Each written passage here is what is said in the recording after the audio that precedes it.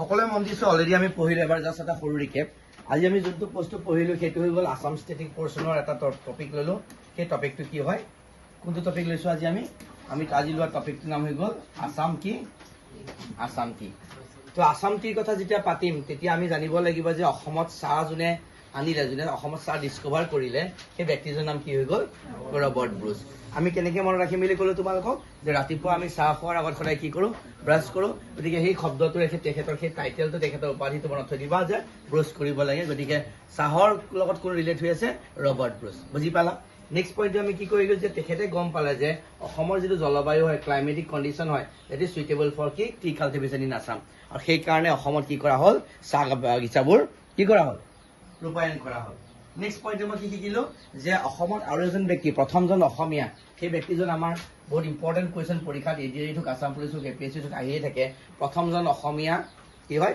চাহ খেতিয়ক কোন হয় মণিৰাম দেৱান আৰু তেখেতৰ ফাৰ্ষ্ট টি গাৰ্ডেনৰ আছাম বুলি আমি ক'ব লাগিব আৰু তেখেতৰ আণ্ডাৰ দুখন চাহ বাগিচা আছিলে এখন আছিলে চীনামৰা আনখন আছিলে চেংলুং এই দুইখন চাহ বাগিচা মণিৰাম দেৱানে ৰূপায়ণ কৰা দুইখন চাহ বাগিচাই অসমৰ কোনখন জিলাত আছে বুলি যদি পৰীক্ষাত প্ৰশ্ন আহে তেতিয়াহ'লে এনচাৰটো কি হ'ব যোৰহাট ভেৰি গুড নেক্সট আমি জানিব লাগিব এই মণিৰাম দেৱানে বিফৰ বিকামিং টি গাৰ্ডেনাৰ তেখেতে আৰু দুটা কৰ্মত কৰ্মৰত হৈ আছিলে প্ৰথমতে তেখেতে আছিলে tehsildar under the British government তেওঁ তহচিলদাৰ আছিলে বা তহচিলদাৰ বুলি ক'লে আমি কি ক'ম মৌজাদাৰ বুলি ক'ম তেখেতে মানে কি টেক্স লৈ আছিলে লেণ্ড ৰেভিনিউ টেক্স বা কৰ ক্ৰয় কৰি আছিল নহয় জানো কিন্তু তেখেতে সেইটো ভাল নাপালে তাৰপিছত তেখেতে তাৰ পৰা এৰি আহি পেলাই ক'ত সোমালেহি আছাম টি কোম্পানীত সোমালে টি কোম্পানী যেতিয়া সোমালে তাতো একেই হয় নাই মনোপলি হয় মানে ব্ৰিটিছ গভৰ্ণমেণ্টৰ এমপ্লয়িজখিনিক বা ব্ৰিটিছাৰখিনিক বেছিকৈ প্ৰাধান্য দিয়া হয় আমাৰ যিখিনি খিলঞ্জীয়া ভাৰতীয় বা অসমীয়াখিনিক ইমান ইম্পৰ্টেণ্ট গতিকে তাতো দেখিলে যে মনোপলি চিষ্টেমটো চলে সেইকাৰণে তাৰ পৰা কি হয়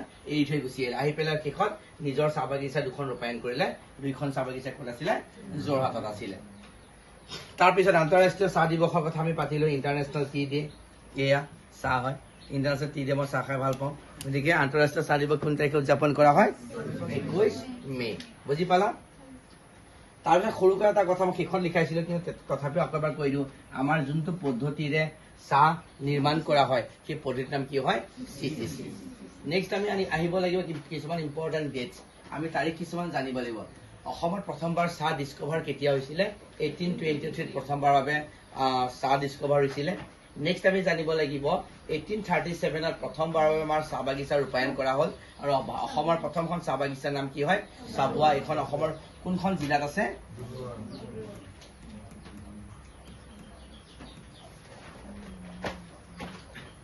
নেক্সট আমি জানিব লাগিব 1839 যেতিয়া আমাৰ গম পালোঁ যে ডিস্কভাৰ হ'ল চাহ বাগিচা হৈ গ'ল চাহ বাগিচা হোৱাৰ পিছত আমাক এটা কি লাগিব এনেই চাহ বাগিচাটো থৈ দিব নোৱাৰোঁ আমাক এটা কোম্পানী লাগিব আৰু প্ৰথমটো কোম্পানী টি কোম্পানী কেতিয়া হৈছিলে 1839 আৰু নাম কি আছিলে য'ত আমাৰ মণিৰাম দেৱানে কৰ্মৰত হৈছিল অলপ দিনৰ কাৰণে তাৰপিছত আমি জানিব লাগিব আমাৰ টি কোম্পানী হৈ গ'ল এইবাৰ আমি চাহপাতখিনি বেচিব লাগিব নাই তো তাৰ কাৰণে আমি এক্সপৰ্ট কেতিয়া হৈছে প্ৰথমবাৰ অসমৰ পৰা চাহ এক্সপৰ্ট কেতিয়া হৈছে 1841ত এতিয়া এইখিনি কাম হৈ গ'ল কিন্তু আমাৰ বিভিন্ন জেগাত আমাৰ অসমৰে কথা যদি কওঁ আমাৰ অসমত বিভিন্ন চাহ বাগিচা আছে প্ৰতিখন জিলাতে প্ৰায় চাহ বাগিচা আছে নাই এটা প্ৰশ্ন তোমালোকক কওঁ অসমৰ কোনখন জিলাত চাহ বাগিচা নাই এইটো উত্তৰ তোমালোকে মোক নেক্সট ক্লাছ দিবা বুজি পাইছেনে পৰীক্ষাত আহিছে অসমৰ কোনখন জিলাত আৰু লেটেষ্ট 2024-2025ৰ কুৱেশ্যন হয় এইটো আছাম গভৰ্ণমেণ্টৰ এক্সামত আহিছে অসমৰ কোনখন জিলাত এখন চাহ বাগিচা নাই পিছত এনচাৰটো ক'বা আগতে মোৰ কথাটো শুনি লোৱা এতিয়া কথাটো হ'ল যে আমি অসমৰ বিভিন্ন জেগাত চাহ বাগিচা আছে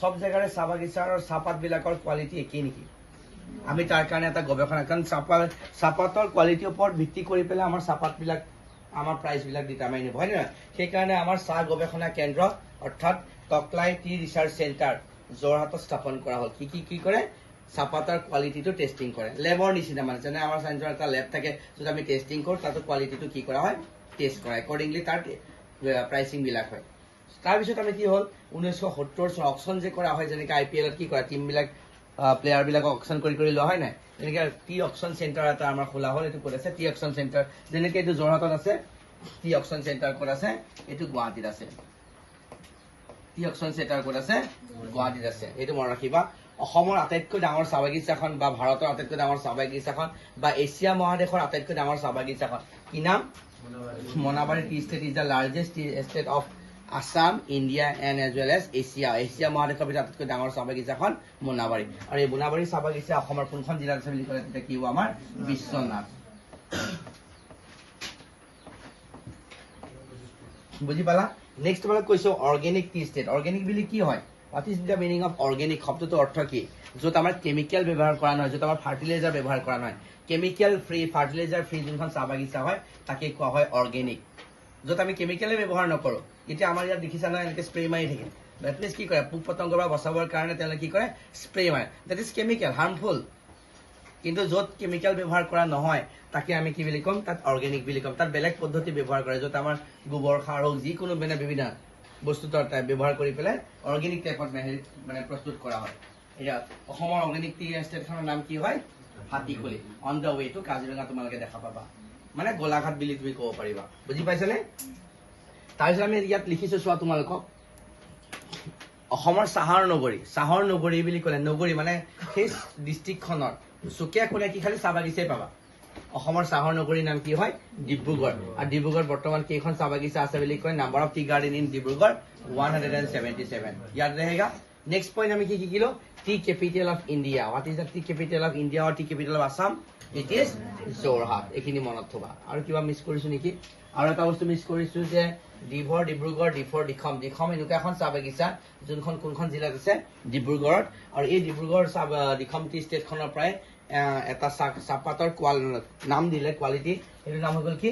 সোণালী পখিলা বা golden butterfly. Recently T auction চেণ্টাৰৰ পৰা এই চাহপাতৰ প্ৰতি কেজি দাম কিমান টকাকৈ বিক্ৰী কৰা হ'ল?